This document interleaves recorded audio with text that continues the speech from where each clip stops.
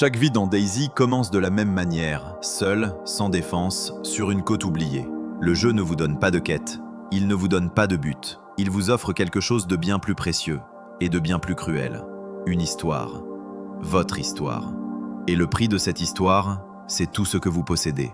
Plus de 10 ans après ses débuts en tant que mode révolutionnaire, DayZ connaît une renaissance. Des records de joueurs sont battus, les mises à jour s'enchaînent et le jeu est plus populaire que jamais. Mais la question demeure. En 2025, cette formule légendaire, brutale et sans concession, est-elle encore pertinente? Est-ce que le jeu vaut l'investissement colossal en temps, en patience et en frustration qu'il exige?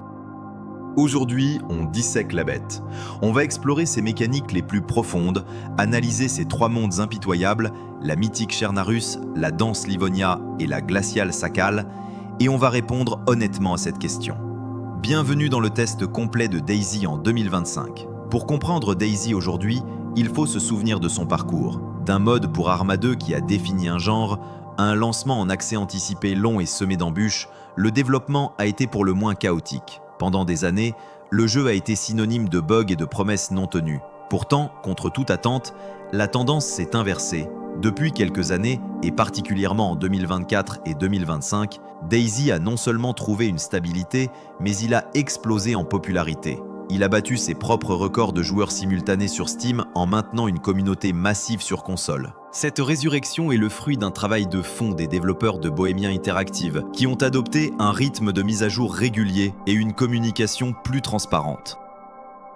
L'année 2025 a débuté avec la mise à jour 1.27, une mise à jour typique de début d'année pour DayZ, axée sur la stabilité, la correction de bugs et les améliorations de qualité de vie basées sur les retours de la communauté. Mais au-delà des simples corrections, ces patchs récents, jusqu'à la version 1.29 expérimentale, ont apporté des changements subtils mais significatifs qui améliorent l'immersion. L'ambiance sonore, un pilier de l'expérience DayZ, a été particulièrement soignée. Les bruits de pas sont désormais plus contextuels et audibles. Vous entendez distinctement les craquements de branches sous vos pieds en forêt, un détail qui change tout lors d'une traque silencieuse. Le froid n'est plus seulement une icône sur votre ATH. Votre personnage claque désormais des dents, un retour sonore angoissant qui vous rappelle l'urgence de trouver un abri. Les sons des tirs de certaines armes, comme les pistolets mitrailleurs, ont été retravaillés pour plus de réalisme et d'impact.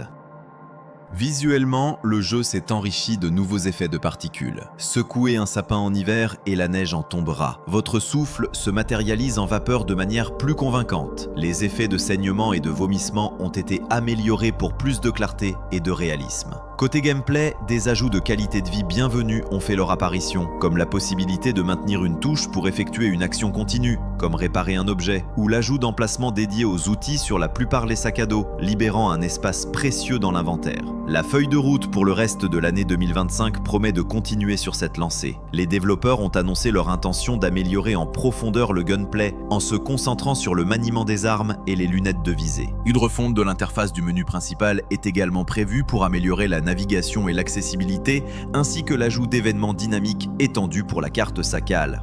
Enfin, les traditionnels événements saisonniers comme la nuit de Walpurgis, Halloween et Noël feront leur retour, des moments toujours appréciés par la communauté pour la fraîcheur qu'ils apportent. Malgré cette dynamique positive, il faut être honnête, DayZ reste un colosse aux pieds d'argile. Le jeu conserve une certaine rigidité, un jank inhérent à son moteur qui peut rendre les contrôles frustrants et les animations parfois maladroites. Les bugs, bien que moins nombreux qu'à l'époque de l'alpha, sont toujours présents. La performance est un sujet particulièrement sensible. Sur PC, l'expérience est globalement la meilleure, offrant la plus grande fluidité et des options graphiques étendues. Cependant, même sur des configurations très puissantes, le jeu souffre d'une optimisation parfois étrange. L'utilisation du processeur graphique, GPU, peut être étonnamment faible et des chutes de FPS inexpliquées peuvent survenir dans certaines zones, en particulier dans les grandes villes. La carte Sakal, plus récente et graphiquement plus dense, est notoirement plus gourmande et moins bien optimisée que Chernarus ou Livonia. Mais c'est sur console que le bas blesse le plus. De très nombreux joueurs sur PlayStation 5 et Xbox Series X rapportent une dégradation significative des performances depuis la mise à jour 1.28. Les problèmes sont récurrents, textures qui apparaissent avec un temps de retard, pop-in, saccades et lag des autres joueurs même en pleine nature, coupure de son, feuillage qui disparaît et réapparaît, et un inventaire qui peine à afficher les icônes correctement. La situation est particulièrement critique sur PS5. La raison est simple, il n'existe pas de version native PS5 de DayZ. Le jeu qui tourne sur la console de Sony est en réalité la version PS4 Pro émulée, limitée à une résolution de 1080p et 60 fps théoriques qui sont rarement tenus dans les zones denses. La Xbox Series X en revanche bénéficie d'une version optimisée qui tourne en 4K à 60 fps, offrant une expérience bien plus stable et agréable, même si elle n'est pas exempte des problèmes de performance récents. Cet écart crée une fracture dans l'expérience console et une frustration légitime chez les joueurs PlayStation qui ont l'impression d'être des citoyens de seconde zone. À ces problèmes de performance s'ajoute la stabilité fluctuante des serveurs officiels, qui connaissent des pannes et des problèmes de connexion récurrents, et le fléau de la triche. Sur les serveurs officiels PC, le hacking reste un problème majeur qui peut ruiner des centaines d'heures de progression en un instant, poussant une grande partie de la base de joueurs vers les serveurs communautaires gérés par des administrateurs. Sur console, la triche est quasi inexistante, mais des exploits comme la duplication d'objets peuvent parfois déséquilibrer l'économie des serveurs. Le succès actuel de DayZ met en lumière une contradiction fondamentale dans sa stratégie de développement. L'afflux massif de nouveaux joueurs, attirés par des offres comme le PlayStation Plus, finance le développement continu et la création de nouveaux contenus. Cependant, cette même vague de nouveaux venus se heurte de plein fouet aux faiblesses techniques du jeu, en particulier sur une plateforme comme la PS5 où l'expérience est objectivement dégradée. Cela crée un accueil potentiellement désastreux qui contraste fortement avec l'image d'un jeu mature et abouti. Les développeurs semblent privilégier la parité de contenu entre les plateformes en sortant les mises à jour simultanément au détriment d'une optimisation spécifique qui est pourtant cruellement nécessaire. Les ressources sont allouées à la création de la prochaine extension, DayZ Badlands, annoncée pour 2026, plutôt qu'à la refonte technique indispensable pour que les versions consoles soient véritablement next-gen. Pour un nouveau joueur, la courbe d'apprentissage n'est donc pas seulement celle du gameplay impitoyable, mais aussi celle de la navigation à travers les bugs et les limitations techniques. Si vous décidez de vous lancer, préparez-vous. Votre première expérience sera probablement courte et brutale. Vous vous réveillez sur une plage avec pour seul bien un fruit, quelques bandages et les vêtements que vous portez. Le sentiment de désorientation est total. Il n'y a pas de carte, pas de minimap, pas de tutoriel. Le jeu ne vous dit rien. La première leçon de DayZ est l'humilité. Vous allez mourir. Beaucoup. Et ce ne sont probablement pas les autres joueurs qui vous tueront au début. Ce sera la faim, la soif, une maladie attrapée en buvant dans une rivière, le froid ou une horde d'infectés attirés par votre imprudence. Les vétérans vous le diront, cette phase d'apprentissage, cette boucle de mort et de renaissance fait partie intégrante du charme du jeu. Chaque mort est une leçon. Chaque nouvelle vie est une chance d'aller un peu plus loin, de survivre un peu plus longtemps. Le jeu exige une patience et une persévérance que peu de titres modernes osent demander. Pour survivre, il faut maîtriser les fondamentaux. Votre interface, en bas à droite, affiche 5 icônes vitales. La santé, la croix, le sang, la goutte, la faim, la pomme, la soif, la gourde et la température. Garder ces jauges remplies est votre priorité absolue. Un personnage bien nourri et hydraté régénère sa santé et son sang et résiste mieux aux maladies. Le crafting est votre meilleur allié. La première chose à faire est de trouver 2 petites pierres sur un chemin de terre ou une voie ferrée. En les combinant, vous fabriquez un couteau en pierre. Cet outil rudimentaire est la clé de voûte de la survie précoce. Il vous permet de dépecer les poulets que vous entendez cacter, de récupérer l'écorce des arbres pour allumer un feu et de tailler des bâtons. Avec un bâton long et une corde, vous pouvez créer une canne à pêche improvisée, une source de nourriture quasi inépuisable près des points d'eau. Le système médical de DayZ est d'une profondeur redoutable. Vous ne tomberez pas simplement malade, vous contracterez des affections spécifiques avec des symptômes et des traitements distincts. Le choléra s'attrape en buvant de l'eau non purifiée dans des bouteilles ou des gourdes trouvées ou directement dans les étangs et rivières. Il provoque des vomissements et une déshydratation rapide. La salmonellose est le résultat de la consommation de viande crue ou de la manipulation de nourriture avec des mains ensanglantées après avoir dépecé un animal. La grippe vous guette si vous restez trop longtemps sous la pluie, avec des vêtements trempés et une température corporelle basse. L'infection de plaie survient si vous utilisez des bandages ou des chiffons non désinfectés pour soigner une blessure. Le jeu ne vous dit jamais de quelle maladie vous souffrez. Vous devez jouer au détective en analysant vos symptômes comme la toux, les éternuements ou les vomissements et vos actions récentes pour poser un diagnostic.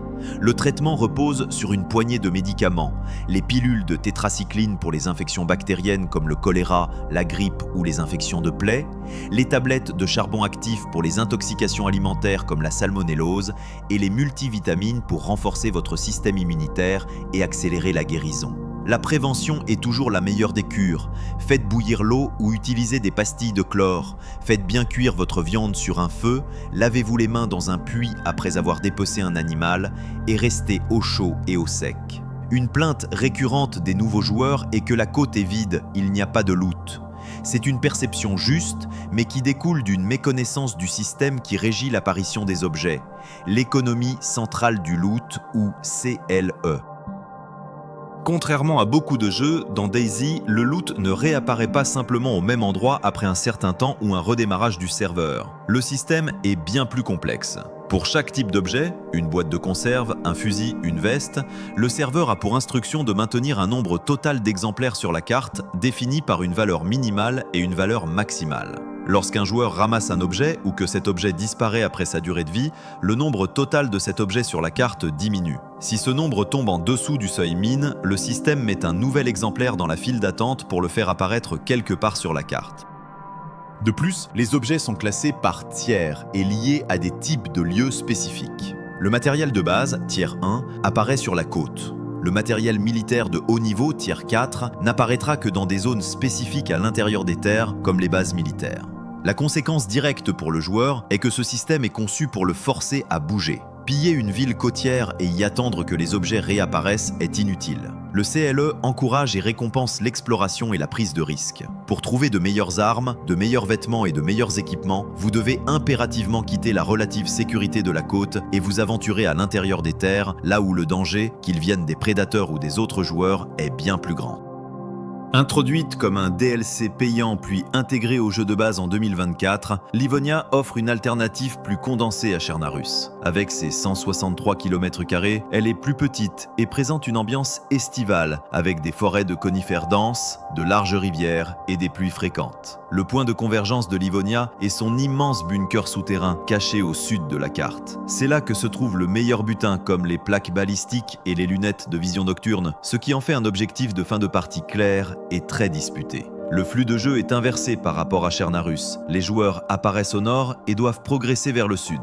La taille réduite de la carte et la répartition plus uniforme des points d'intérêt militaires favorisent des rencontres PVP plus fréquentes et plus rapides. Livonia est souvent préférée par les joueurs qui cherchent plus d'action et moins de courses. Son feuillage dense offre d'excellentes opportunités de camouflage et d'embuscade. Cependant, certains lui reprochent un manque de variété dans ses paysages, en particulier la partie sud qui est une forêt quasi ininterrompue et un design globalement moins inspiré que celui de Chernarus. Sakal, introduite avec l'extension payante Frostline fin 2024, est une bête complètement différente. C'est un archipel volcanique et enneigé, visuellement spectaculaire, mais qui propose l'expérience de survie la plus punitive du jeu. Ici, l'ennemi principal n'est pas les autres joueurs, mais l'environnement lui-même. Le froid est une menace constante et mortelle. Votre température corporelle chute rapidement, vous obligeant à trouver constamment des vêtements chauds, à vous abriter et à allumer des feux pour ne pas mourir d'hypothermie. La nourriture et l'eau gèlent dans votre inventaire, et la chasse et la pêche deviennent des compétences non plus optionnelles, mais vitales. Le butin est beaucoup plus rare, et les armes de haut niveau sont quasi inexistantes en dehors de quelques points d'intérêt très dangereux, ce qui favorise un gameplay plus primitif et furtif. L'exploration des différentes îles en bateau ajoute une nouvelle dimension à la navigation et à la découverte de la carte. Sakal est une réussite en termes d'immersion et d'esthétique. Le design sonore est particulièrement remarquable, avec les bruits de la glace qui craque sous vos pieds ou le vent qui hurle lors d'une tempête. C'est une expérience de survie pure et dure. Cependant, cette difficulté a un prix. La gestion constante du froid peut devenir une corvée pour certains joueurs qui la trouvent plus fastidieuse qu'amusante. La carte étant moins populaire, les serveurs sont souvent peu peuplés, ce qui peut renforcer le sentiment de solitude, mais aussi donner une impression de vide pour ceux qui recherchent des interactions. Enfin, la communauté PC la compare souvent, et pas toujours à son avantage, à la carte modée légendaire Namalsk, dont elle s'inspire clairement. Une fois que vous avez maîtrisé les bases de la survie contre l'environnement, vous découvrez le véritable cœur de DayZ et son plus grand danger, les autres joueurs. Le jeu est souvent décrit comme un simulateur de psychologie humaine en situation de crise, et à juste titre. Chaque rencontre est un moment de tension extrême, où une question unique se pose, ami ou ennemi. La culture du kill on sight ou tirer à vue est omniprésente, en particulier dans les zones à fort enjeu comme les bases militaires ou les points d'eau. La méfiance est la règle d'or. Pourtant, ce sont les interactions qui sortent de ce schéma qui créent les souvenirs les plus forts. Une alliance improbable pour repousser une horde d'infectés, le partage d'une boîte de conserve autour d'un feu ou simplement une conversation avec un autre survivant sont des moments rares et précieux. C'est pourquoi le micro est considéré par beaucoup comme un outil de survie aussi essentiel qu'un couteau. La règle non écrite « pas de micro, pas de vie » est souvent appliquée. Parler peut désamorcer une situation tendue et prouver que vous n'êtes pas une menace immédiate. Mais même alors, la trahison reste une possibilité constante. L'ami qui vous a aidé pendant des heures peut vous abattre pour une meilleure arme ou simplement par paranoïa.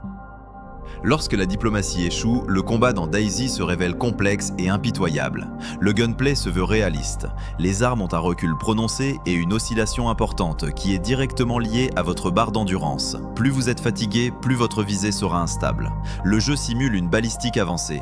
Chaque balle a une vitesse initiale, une trajectoire affectée par la gravité et une perte de vitesse due à la friction de l'air, ce qui rend les tirs à longue distance difficiles et techniques. Le jeu prend également en compte la pénétration des matériaux.